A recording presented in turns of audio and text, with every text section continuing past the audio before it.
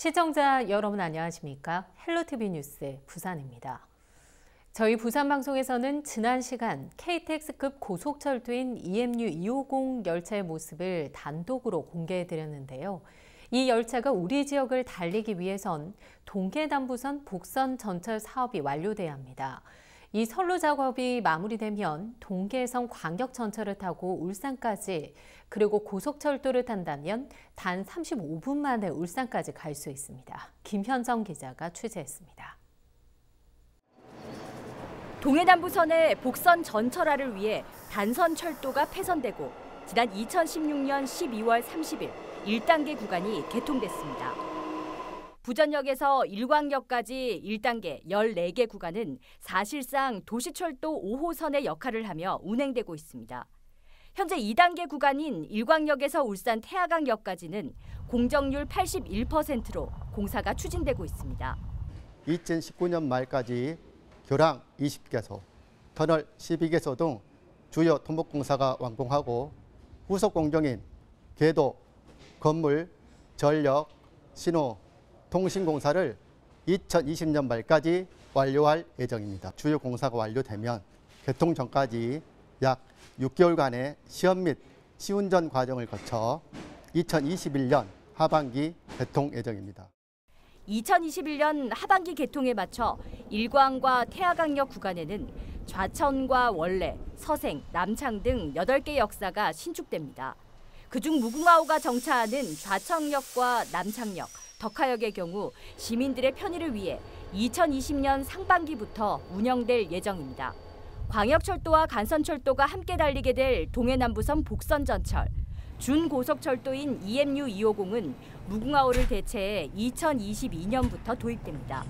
그렇게 되면 현재 부전에서 태화강까지 무궁화호로 1시간 18분이 소요되지만 단 35분 만에 주파가 가능합니다. 동해남부선 복선전철 2단계 구간까지 완공되면 전동차의 경우 22개 역에 정차하고 일반역의 경우 신해운대와 기장역 등 6개 역에 정차할 예정입니다. 부산에도 진정한 광역전철, 고속철도 시대가 눈앞으로 다가오고 있습니다. 헬로티비 뉴스 김현정입니다. 날씨가 추워지면서 벌써부터 전기장판 꺼내 사용하시는 분들 늘어나고 있습니다. 하지만 잘못 사용하면 화재 원인이 될 수 있는데요. 전기장판을 안전하게 사용하는 방법을 김하식 기자가 소개해드립니다. 주택 내부가 시커멓게 그을렸고 불에 탄 가재도구들이 나뒹굽니다. 지난 2017년 1월 발생한 화재인데 40대 여성이 안타깝게 숨졌습니다. 감식 결과 불은 전기장판에 의해 시작된 것으로 밝혀졌습니다. 날씨가 추워지는 겨울철이 되면서 전기장판을 사용하는 가정이 늘고 있습니다. 하지만 보관을 잘못했거나 부주의에 의한 화재가 매년 끊이지 않고 있습니다. 최근 3년간 겨울철인 11월부터 2월까지 전국적으로 발생한 화재 4만 5천여 건 가운데 21%에 해당하는 9,700여 건이 정기적 요인이었습니다. 또 이 중 5%인 500건 상당이 전기장판에 의한 화재로 밝혀졌습니다. 실제 전기장판에서 어떻게 화재가 발생할 수 있는지 실험해봤습니다. 먼저 열선에 이상이 생긴 전기장판에 이불을 올려놓았습니다. 1시간여가 흐르자 전기장판 내부 온도가 140도까지 올라갑니다. 전기장판을 이처럼 접어서 보관하게 되면 전선이 끊어져 곧바로 화재로 이어질 수 있습니다. 정상적인 제품이라도 화재가 발생할 수 있습니다. 사용 중인 전기장판 위에 라텍스 베개를 올려놓은 뒤 3시간여가 지나자 온도가 180도까지 올라가고 연기까지 발생합니다. 전기장판과 닿아 있는 부분은 시커멓게 녹아내렸습니다. 자칫 화재가 발생할 수 있는데 라텍스 고유의 특성 때문입니다. 그 공기가 쉽게 유입될 수 있고 유입된 공기가 쉽게 빠져나가지 않는 구조로 된 소재이기 때문에 열이 추결이 잘 됩니다. 그래서 화재를 이어질 수가 있습니다. 보관돼 있던 전기장판 사용 시 열선이 끊어지지 않았는지 확인 후 사용해야 합니다.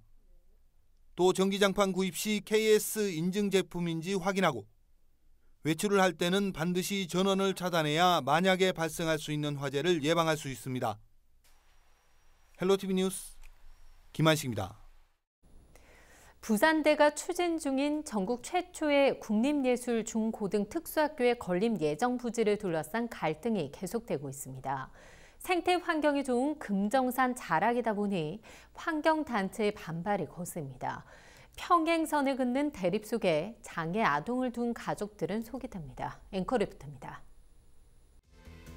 환경단체에서는 대체 부지를 찾아달라고 이야기를 오고 있습니다만 저희 학교 내에서는 같이 찾도록 노력해왔고 있다고 한다면 왜 저희들이 저희 시민단체에서는 처리할 때까지 끝까지 이런 시위를 포함한 투쟁을 할 겁니다. 2017년 10월 부산대학교 사범대 부설 특수학교를 설립하기 위한 협의회가 구성된 이후 2년의 시간이 흘렀습니다. 건립이 추진 중인 특수학교는 2021년 개교를 목표로 138명의 장애 학생들이 예술 교육을 받을 수 있는 전국 최초의 국립 특수학교입니다. 하지만 건립이 추진 중인 일대가 생태 자연 보존이 우수한 1급지로 환경단체는 수개월째 1인 시위를 벌이는 등 금정산 사수에 나서고 있습니다. 장애인의 예술 교육을 위해 꼭 이 부지에 특수학교를 건립하겠다는 입장과 금정산을 지켜야 한다는 목소리가 충돌해 극한 갈등이 빚어지고 있습니다. 그 사이 장애를 가진 아이를 둔 부모의 속은 타들어갑니다. 이제는 성인이 된 자폐 1급의 발달장애인 이균도 군의 아버지로 알려진 이진섭 씨. 수영을 좋아하는 아들을 위해 일주일에 2번 수영장을 가는데 한 달에 30만 원의 비용이 듭니다. 일반 수영장에 한 번 갈 때마다 4만 원 꼴 치는 거예요. 선생이 꼭 있어야 되니까. 학교에서 하면요, 그런 부분이 나아지잖아요. 부산 지역의 특수학교는 사립이 7곳, 공립이 9곳인데 특수학교 교육 대상자 30% 정도만 특수학교에 다니고 있습니다. 비장애인과 마찬가지로 장애인도 다양한 재능을 가졌지만 그 특기를 살릴 수 있는 교육은 이루어지지 못하고 있다고 토로했습니다. 음악의 모차르트인지 그 미국의 유명한 화가들 중에서 발달 장애인들이 많아요. 많은데 한국에서는 그냥 장애인을 뭉뚱그려 버린다는 거죠. 그래서 이에 대해 맞는 교육이 필요한 시점이 되지 않느냐는 거죠. 자폐를 가진 아이를 둔 김석주 씨. 특수학교가 산으로 가면 나무가 오지 마라 하고 마을로 가면 사람이 오지 마라 하는 현실이 답답하다고 말했습니다. 김석주 씨는 부산대 사범대와 음악대, 미술대, 체육관이 밀집돼 교수진뿐만 아니라 대학생과 통합적으로 교류할 수 있는 교육적 연계가 가능해 현재 추진 중인 건립 부지에 특수학교가 지어지길 희망했습니다. 또 이번에 지어질 특수학교가 재능을 가진 장애 학생뿐만 아니라 장애 학생 누구나 예술적 경험을 할 수 있는 교육 과정으로 운영돼야 한다고 강조했습니다. 형편이 열악한 경우에는 이 기회를 아예 가져보지 못하는 거죠. 직업화가 되지 않더라도 예술은 인간의 권리라고 생각을 하거든요. 그래서 재능있는 학생들만 발굴하는 게 아니라 모든 체중도 장애 학생들에게까지 예술 전문 교육을 경험을 시켜줘야 된다. 어떤 그런 그 교육 철학적인 마인드까지 같이 가지고 가자. 저희들은 부산대 측은 그렇게 요구하고 있습니다. 지난달 말 부산대가 특수학교 설립을 위해 금정산 일대를 근린공원에서 해제해달라고 신청했지만 부산시는 해당 부지가 환경 훼손 우려가 크다며 반려했습니다. 부산대는 해제 신청한 생태환경 1급지인 부지 대신 조금 아래쪽에 위치한 생태환경 2급지로 근린공원 해제 재신청을 준비 중입니다. 대안이라고 해가지고 그 당초에 제시했던 부지에서 좀 내려오는 부지로 일단 저기 공원가하고 부산시 공원가하고 연결하려고 준비하고 있습니다. 또 숲속학교 형태의 특수학교를 건립하는 것 외엔 추가 건물 확장 계획은 없다고 밝혔습니다. 필요하다면 추가 건물 건립을 하지 않겠다는 확약서라도 쓰겠다고 말했습니다. 특수학교 외에는 다른 건 없습니다. 그런 부분에 대해서 뭐 확약을 한다든지 서류상 그렇게 할 의지도 있는 거죠? 학교 측에서는 요청한다면은 예. 환경단체에선 청와대에서 연락이 와 최근 특수학교 건립과 관련한 간담회 제안까지 있었지만 금정산이 아닌 대체 부지를 찾아야 한다는 입장을 고수하고 있습니다. 지금까지 부산대학교가 개발을 해온 걸 보면은 그린벨트도 해제가 운동장도 만들고 또 특수학교 추진하는 과정을 보면 밀실에서 했거든요. 전혀 믿을 수 있는 상대가 아닙니다. 부산대는 예술교육 인프라 부족과 접근성이 취약해 대안부지로 검토해온 양산 캠퍼스와 밀양 캠퍼스, 기장 학술림은 건립이 불가능하다는 결론을 내렸습니다. 또 부산 지역 내 폐교 활용을 교육청과 논의했지만 미활용 폐교의 부재와 인근 주민 민원이 예상돼 적절치 않다는 겁니다. 환경단체는 특수학교 설립을 반대하는 것이 아니라며 지금까지 건립 예정 부지에 대한 논의 없이 일방적으로 밀어붙여 소모적인 사회 갈등을 학교 측에서 의도적으로 부추기고 있다는 입장입니다. 대체 부지를 찾는 노력을 했지만 찾을 수 없었다는 부산대. 지금까지 금정산을 훼손시켜온 역사가 있는 만큼 산림 훼손을 최소화하겠다는 학교를 믿지 못하겠다는 환경단체. 공익이 충돌했을 때 사실은 어느 입장에서 해야 되는지가 난감하지만은 문서화하든지 명확하게 하고 가야 된다고 보는 거죠. 그래서 만약에 이제 그 약속을 어겼을 시에는 뭐 못하게 막을 수 있는 방안을 생각해야죠. 평행선 대립 속에 자칫 문화 예술의 교육 기회를 놓칠까 장애 아동을 둔 가족들의 마음은 타들어가고 있습니다. 헬로티비 뉴스 차선영입니다. 도심 한가운데에서 부산국제영화제를 즐길 수 있는 자리가 마련돼 시민들로부터 호응을 얻었습니다. 부산시민공원에서 즐긴 부산국제영화제 현장을 김하식 기자가 취재했습니다.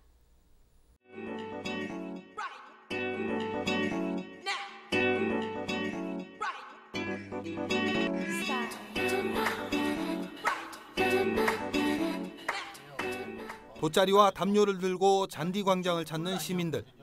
광장에 설치된 대형 스크린 앞은 하나둘 모여든 시민들로 북적입니다.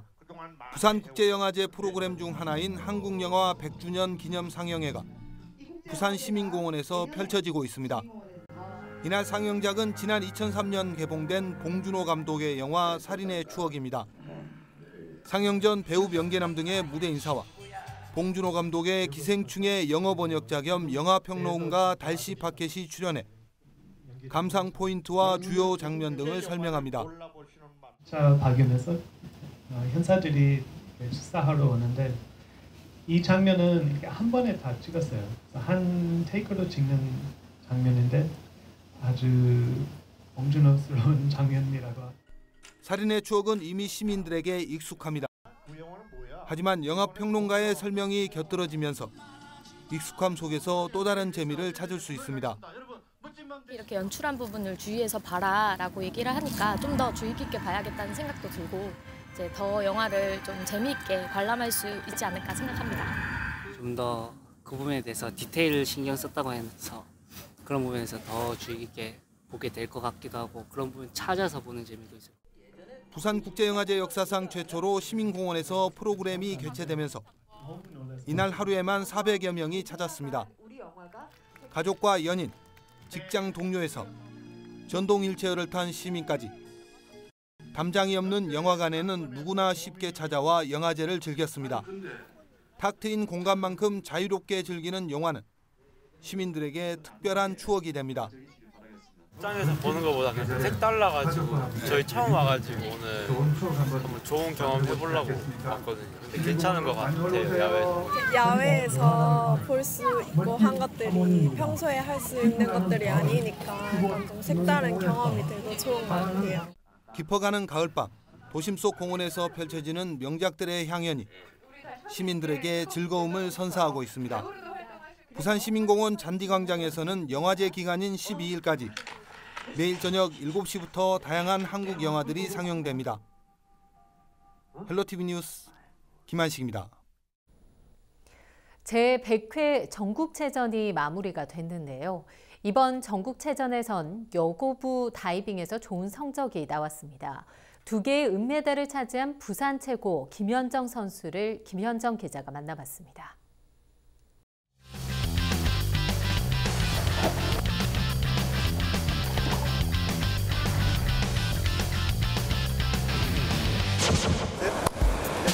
나보고 얘기하면 돼요. 네, 본인 소개 부탁드립니다. 저는 부산체육고등학교에 다니고 있는 김연정이라고 합니다. 초등학교 5학년 때부터 특기적성으로 시작했고요. 잘 들어가고 하면 박수 받고 그러잖아요. 그럼 기분이 너무 좋아요. 친구 같은 존재. 19년 중에 9년을 해왔는데 제 인생에 없어서는 안 되는 친구 같은 존재. 오전, 오후로 하는데요. 오전에는 웨이트 위주로 하고요. 오후에는 입수 위주로 해서 한 4시간, 5시간 정도 하고요. 한 80번 정도 떨어지는 것 같아요. 일단은 다치지 않아야겠다는 게 맨 첫 번째고요. 그 다음에는 선생님이 우리가 가르쳐주신 동작만 생각하고 뛰어내려. 부산 최고 나오신 우아람 오빠 볼 때 진짜 멋지다라는 생각이 들고요. 운동 열심히 하는 모습 보면 진짜 대단하다고 생각합니다. 저도 밑에 후배 애들한테 하람 오빠 같은 선수가 되도록 노력할 거예요. 고등학교 1학년 때는 1m에서 금메달 하나 따고요. 고등학교 2학년 때는 1m에서 은메달 1개 따고요. 1학년 때는 아무것도 모르고 그냥 시합 뛰었다면 2학년 때는 조금, 그러니까 1학년 때 메달을 땄었으니까 약간 부담을 가지고 있는데 지금 3학년에는 부담감이 엄청나요. 같이 열심히 해온 만큼 자기가 원했던 목표치 달성하고 와가지고 부산 다이빙의 자존심을 세워줬으면 좋겠어요. 조금만 힘들어도 참고 하면 좋은 결과가 있을 거야. 파이팅! 우리는 일상에서 외국어나 외래어를 자주 혼용했었습니다. 고유의 우리말이 있는데도 의미 전달이 쉽다거나 더 간편하다는 이유에서 잘 사용되고 있는데요. 우리말 같지만 우리말이 아닌 외래어, 시민들이 구분할 수 있을지 여론은 지금에서 확인해 봅니다. 서경 기자입니다. 일상에서 흔하게 사용되지만 알고 보면 외래어인 단어들이 많습니다. 빵과 고구마, 짬뽕 같은 외래어인데요. 과연 지역민들은 우리말과 외래어를 쉽게 구분할 수 있을지 문제를 내보고 직접 확인해 보겠습니다. 고구마는 우리말일까요? 네, 우리말 같아요. 왜 그렇게 생각하셨어요? 어릴 때부터 먹어서 왔기 때문에. 고구마는 우리나라 말일까요? 우리나라 말이 아닌 것 같은데요. 왜 그렇게 생각하셨어요? 원산지가 우리나라가 아니니까. 짬뽕은 우리나라 말일까요? 우리나라 말 같은데. 이것저것 섞어서 짬뽕했다고 해서 우리나라 말 같은데. 빵은 우리나라 말일까요? 아닌 것 같아요. 원산지가 아니라고. 빵은 우리나라 말일까요? 우리나라 말.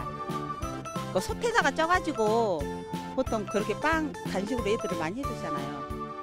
외래어를 우리말처럼 사용하고 있어서 대부분 정답을 맞추기 어려워했는데요. 이번에는 일상적인 외래어를 우리말로 순화시켜 보겠습니다. 무대뽀를 우리말로 바꾸면 어떤 걸까요? 막무가내, 무척대고, 막무가내로 말하는 거 아닌가요? 무대뽀를 우리말로 바꾸면? 무대뽀를 막무가내? 추리닝을 우리말로 바꾸면? 뭘까? 추리닝은 운동할 때 입은 거니까 운동복이 아닐까요? 간편하게 일상생활에 간편하게 입을 수 있는 옷. 트레이닝도 영어니까 편한 복장? 이날만큼은 외래어를 최대한 줄이고 이제 우리 고유어를 쓸 수 있도록 많이 또 다른 사람들도 다 이렇게 썼었으면 좋겠습니다. 한글이 만들어진 지 573년째입니다. 한글날을 맞아 우리말의 소중함을 다시 한번 되새겨보는 시간을 가져보는 건 어떨까요? 헬로티비 뉴스 서경입니다.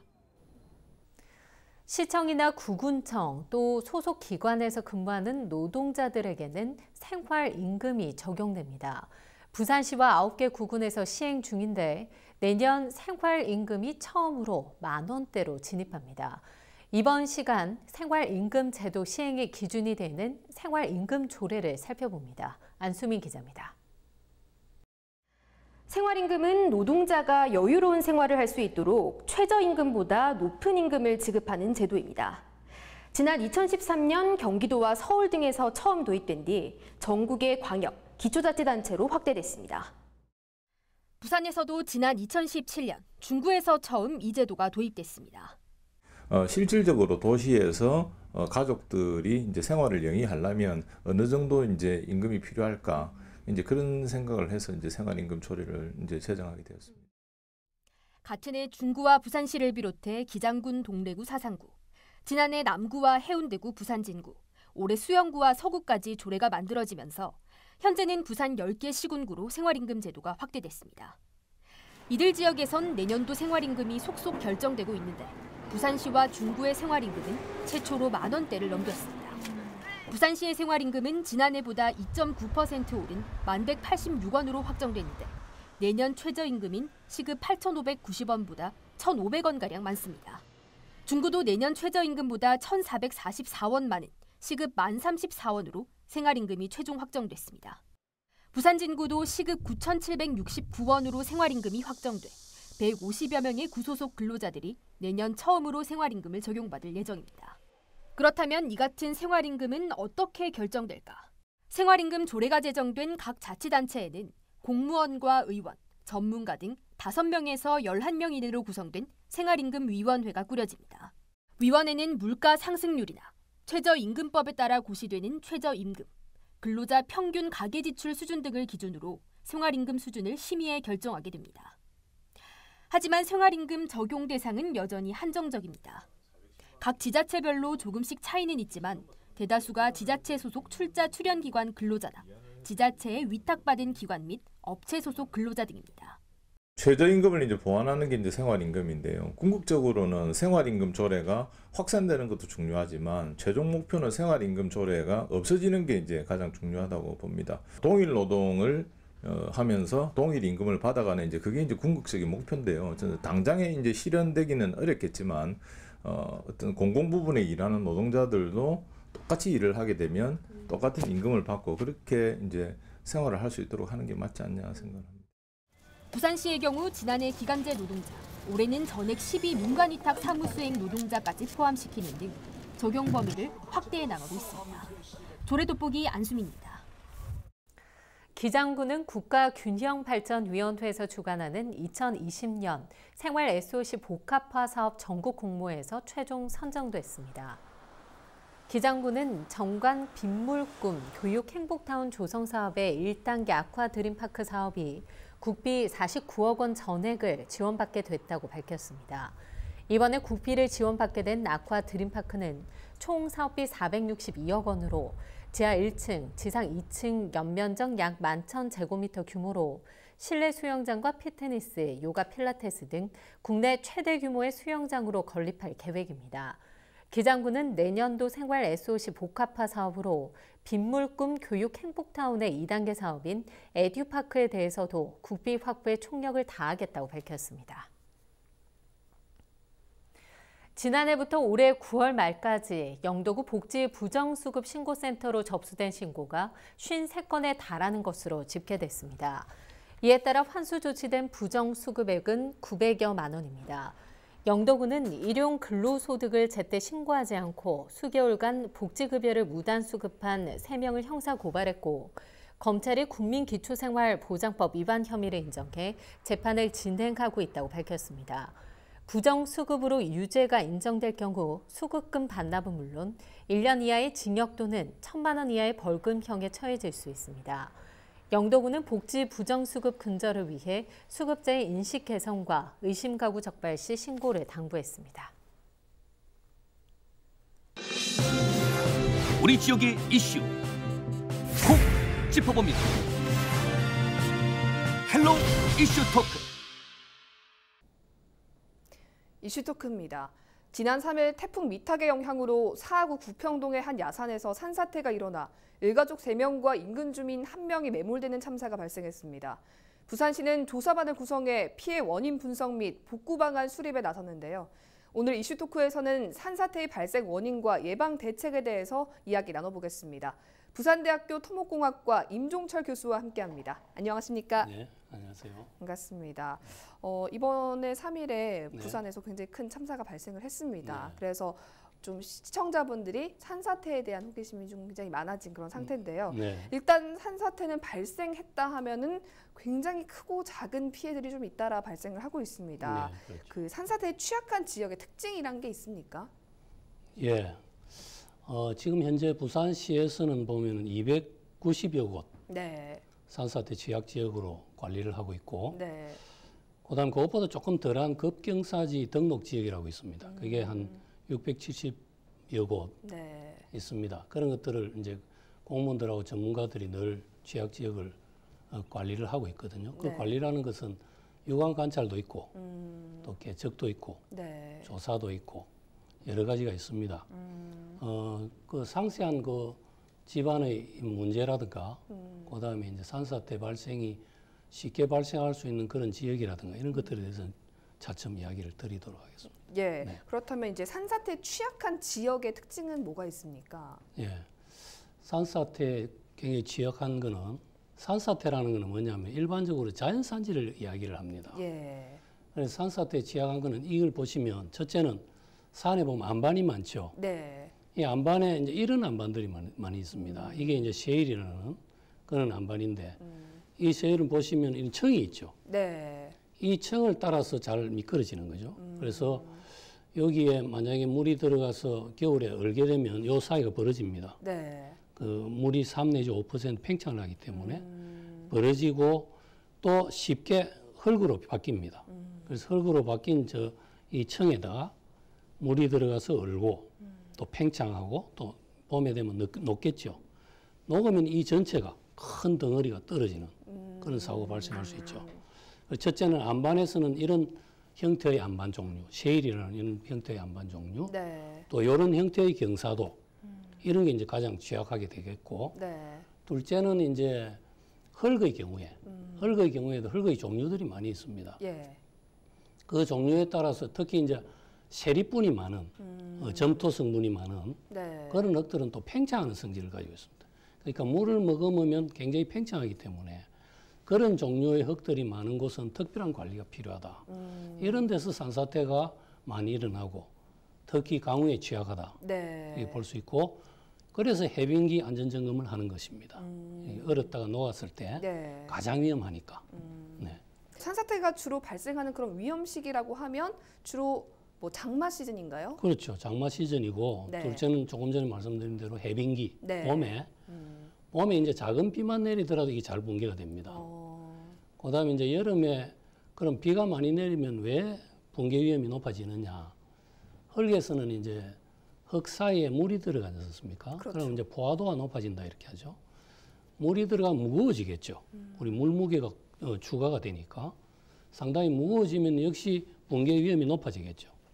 그런데 흙의 특징은 물을 많이 먹을수록 강도가 떨어집니다. 그러니까 무게가 무거워서 밑으로 떨어지려는 힘이 강해지는 데다가 강도는 약해지죠. 그러면 이중으로 붕괴 위험은 크게 높아지는 거죠. 그래서 우리나라의 대부분 사고, 인명사고는 특히 여름 그 장마철에 생긴다. 이렇게 볼 수 있죠.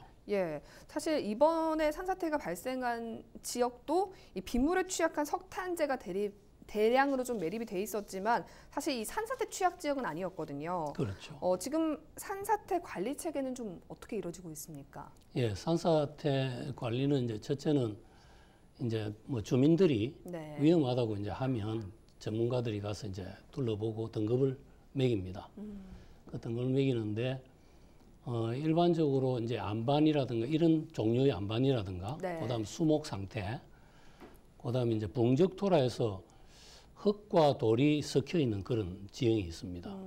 이런 산지라든가, 그다음에 이제 물이 많이 용출되는 중간중간에 물이 나온다거나 이런 산지, 이런 데를 이제 중점적으로 취약 지역으로 보고 전문가하고 공무원들이 정기적으로 관리를 하게 되죠. 네. 관리를 하다가 굉장히 위험하다 하면 응급대책을 세우고 그 응급대책이라는 건 어떻게 하냐면 방수포를 덮습니다. 그다음에 그 산 밑에다가 흙을 잔뜩 쌓아 놓습니다. 그렇게 하면 갑작스러운 붕괴는 예방이 되겠죠. 네. 그다음에 이제 당장 위험보다는 조금 있으면 위험해지겠다는 곳은 계측을 통해서 위험성을 계속 지속적으로 네. 관찰하기도 하고 이렇게 관에서 관리를 하고 있습니다. 예, 이번 구평동 산사태 정확한 원인을 좀 규명하기 위해서 전문가들이 굉장히 현장 조사에 나서고 있는데요. 네. 일단 이번 사태에 대해서 교수님께서는 어떻게 보십니까? 예, 이제 구평동 산사태는 뭐 이름은 산사태입니다만은 네. 사실은 산이 무너진 게 아니고 산 밑에 쌓았던 흙이 무너진 거거든요. 예. 그 흙도 이제 종류가 석탄재입니다. 네. 우리가 이제 그걸 성토라고 이야기를 하는데 도로 같은 거 성토를 할 때는 아무 흙이나 쓰는 게 아닙니다. 네. 물을 머금어도 그렇게 약해지지 않는 흙을 씁니다. 그러나 이 석탄재는 물을 머금으면 굉장히 취약해지거든요. 왜 그러느냐? 예. 석탄재는 아주 세리분이 많습니다. 그럼 우리가 이제 그 두 가지 흙을 가지고 한번 비교를 해보면 네. 하나는 모래, 하나는 이제 뻘 같은 점토, 논바닥이라 생각을 해보면 우리 해운대 백사장을 걸어보면 물속에 잠겨 있더라도 걷는데 지장이 없잖아요. 네. 모래는. 네. 그러나 이제 논바닥 같은 데는 물에 잠겨 있으면 못 걷습니다. 그만큼 세리분이 많은 흙은 물이 많아지면 그만큼 강도가 떨어진다. 그래서 무거워질 뿐만이 아니라 강도가 엄청나게 떨어지기 때문에 자립을 할 수가 없습니다. 그러니까 근데 점토는 묘하게도 물이 없이 말라버리면 네. 돌덩어리 같이 되죠. 예. 그러나 이제 그 물을 먹으면 다시 죽이 되는 거죠. 그래서 평상시에는 돌덩어리처럼 안전하게 있다가 이런 돌도 얼마나 안전해 보입니까? 네. 이게 점토가 된 돌이거든요.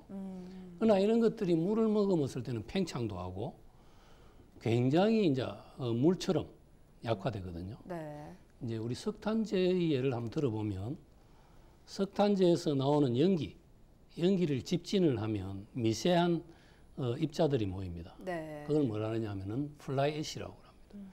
이 나르는 재라는 뜻이죠.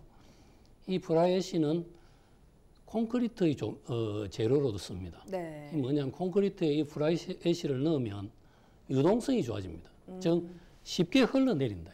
예. 그래서 이런 성분들이 이 석탄재에 들어있기 때문에 강우가 많이 오고 하면 그 땅 속으로 균열이 생긴다든가 이런 속으로 침투를 해서 네. 암수비가 높아지고 물의 양이 많아지면은 죽이 되어서 붕괴하게 되죠. 점토처럼 흘러내리게 됩니다. 그러면 이때까지는 한 30년 괜찮다가 왜 지금 와서 무너지느냐? 예. 그거는 일반적으로 이제 그런 아까 점토 성분이나 세리분들은 평소에는 잘 견고하게 있다가 뭐냐 하면은 오랜 시간이 흐르면서 자꾸 침하를 하죠. 네. 침하를 하게 되면 균열도 생기고 그다음에 조금 엉푹 패인 부등침하라는 그런 것도 생기고 네. 그다음에 이제 거기에 배수로들이 있습니다. 그 배수로들이 이제 제 기능을 못할 때가 있죠. 물을 중간에 막힌다거나 아니면 파손이 된다거나 아니면 어떤 때는 가보면 배수로는 물이 안 흐르고 배수로 밑으로 흐르는 경우가 있습니다. 그게 이제 들떠 있다거나 네. 파손이 되면 그럼 그 밑에 흐르는 물들은 땅 속에 막 스며들겠죠. 그러게 되면 그 전체 집안이 굉장히 약해진다. 이번 붕괴는 그런 데서 오는 것이 아닌가. 예. 또 이제 여기에는 지형적으로 계곡이었습니다. 네. 그 계곡의 특징은 뭐냐면 낮다는 뜻도 있지만 그 계곡 속으로 물이 흐르면서 옆에서 물이 쉽게 나올 수 있는 구조입니다. 맞습니다. 그러니까 땅 속에서 물이 쉽게 용출될 수 있는 구조거든요. 거기에다가 물을 먹으면 안 되는 흙을 쌓았으니까 네. 어느 정도 이상만 되면 이게 언젠가는 무너질 수 있는 그런 가능성을 갖고 있는 흙이었다. 네. 그렇게 볼 수 있죠. 지금은 이거는 성토 재료로서는 불가합니다. 옛날에는 어떻게 보면 좀 우분별하게 썼던 예. 뭐 이걸 치우기도 돈도 들고 하니까 그런 재료로서 또 일견 보면은 단단하거든요. 그러나 이제 물을 먹으면 이렇게 죽이 되는 성질을 강구한 거다. 그래서 앞으로는 점검할 때도 이런 인공사면, 네. 성토 같은 인공사면도 옛날에 만들어진 것들은 이런 우려들이 있다는 것을 알고 네. 그 흙의 종류에 대해서도 우리가 조사해 볼 필요가 있겠다. 나쁜 흙을 썼을 때는 그만큼 우리가 보강을 좀 더 해주고 땅 속에 있는 물이 나오는 것을 배수를 해주고 네. 예, 이런 철저한 대비가 필요하겠다. 네. 예, 그게 왜냐하면 한꺼번에 갑자기 생기거든요. 이런 게. 서서히 생기는 게 아닙니다. 그러니까 네. 서서히 밑에서 주민들이 이제 서서히 생긴다고 하신 분들이 많은데 그건 뭐냐면 표면에서 쓸려 내려온 거거든요. 그거는 아주 오랜 시간에 걸쳐서 조금씩 내려오기 때문에 얼마든지 대피를 할 수 있습니다. 그러나 이와 같이 배면에서 산과 성토되는 그 경계에서도 물이 들어가고 네. 이런 데서는 아주 다량으로 일순간 분기돼서 큰 사고로 이어진다. 이번 사태가 그런 게 아닌가. 예, 알겠습니다. 그렇게 보는 겁니다. 이제 사하구청장이 발표를 한 내용을 봤을 때 네.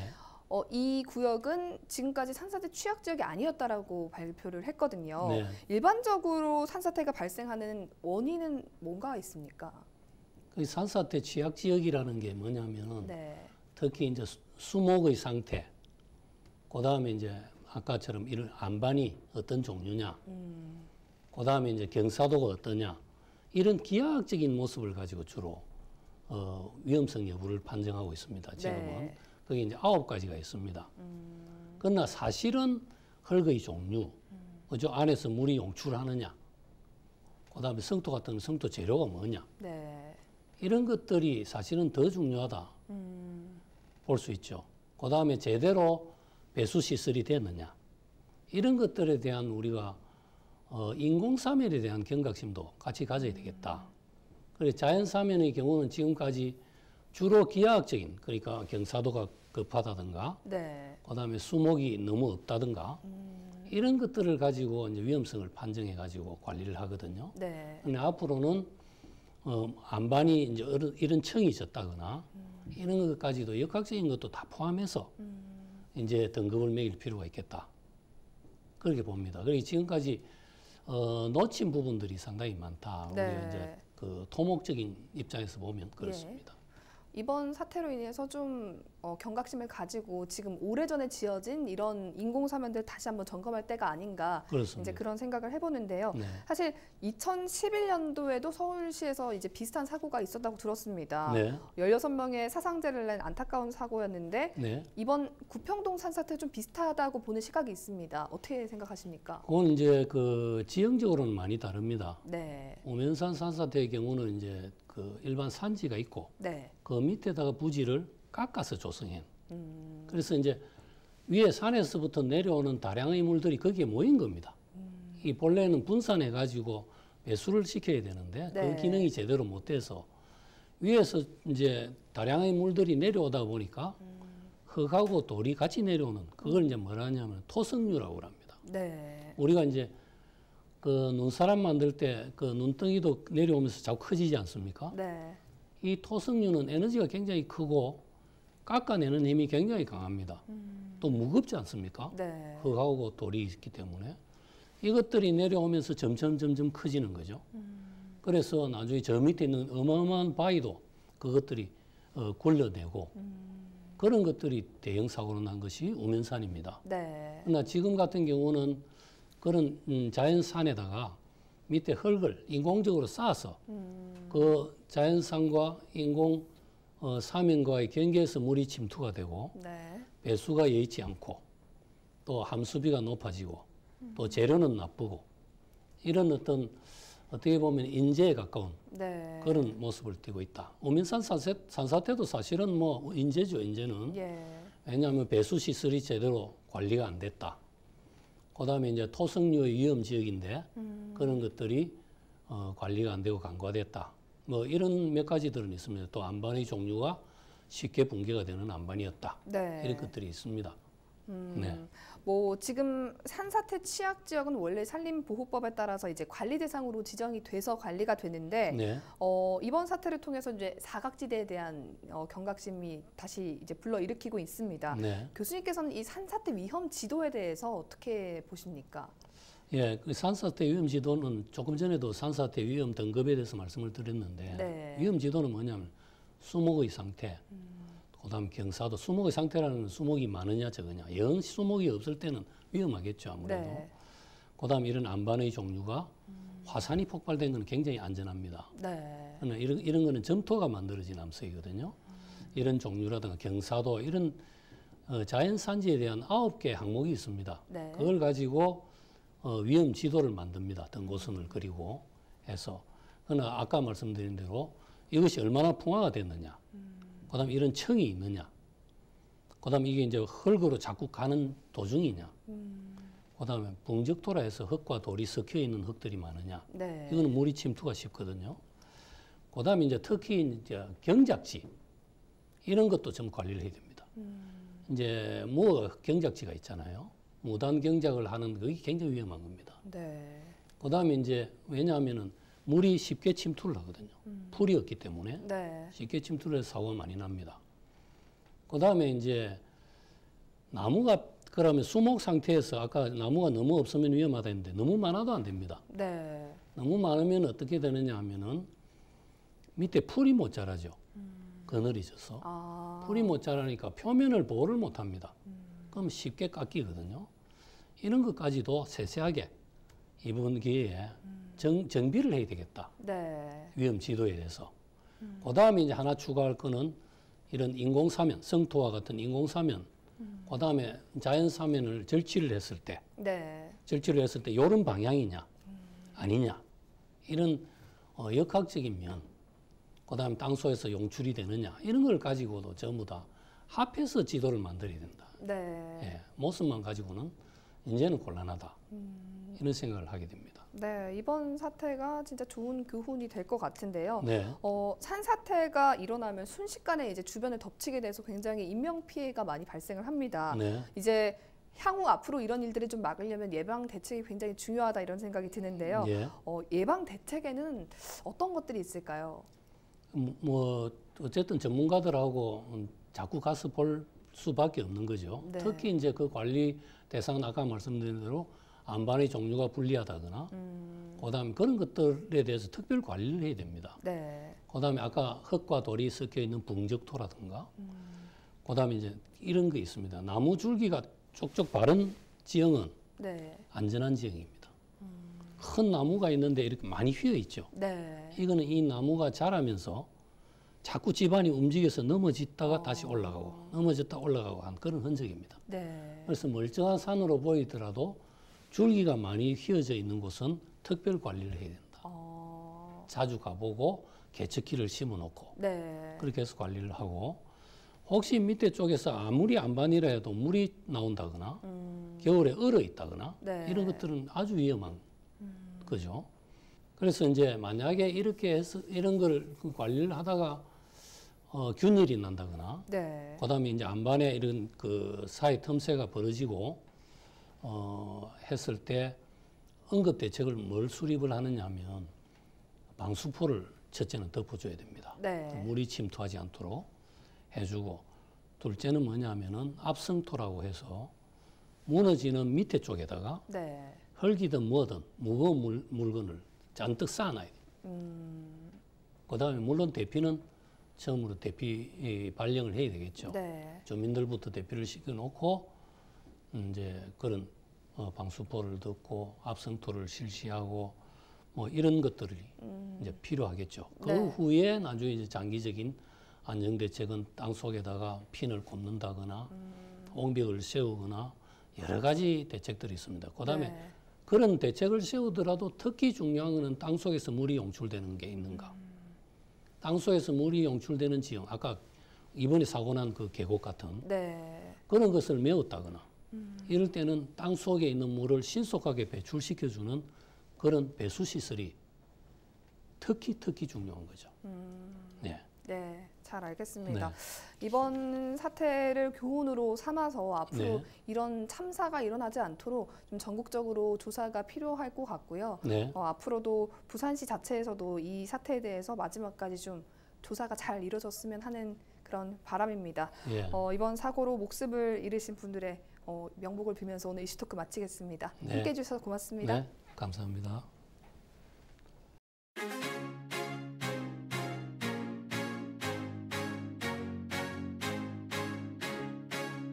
Just before the dawn, when the light's still gone, shine, shine your way, and you may not know where to go. 이상으로 뉴스를 마칩니다. 저희는 언제나 지역 주민 여러분 곁에 있겠습니다. 고맙습니다.